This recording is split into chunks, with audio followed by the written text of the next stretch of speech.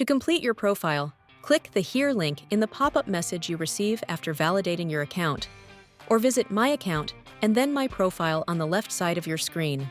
Start by adding your city location on the right-hand side, as this will make listing artwork for sale a speedier process. Your street address is optional, and you may only want to add it if you run a gallery.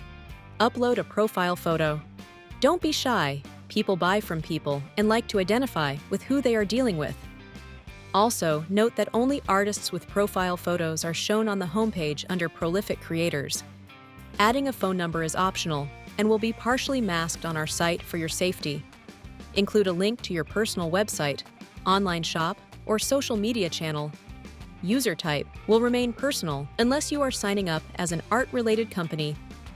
About you information, add your artist's bio, or tell prospective buyers your art story so they have a little knowledge about you as a person and as an artist. Click the Update button. Your profile is now completed, and you're ready to buy and sell art with a professional image.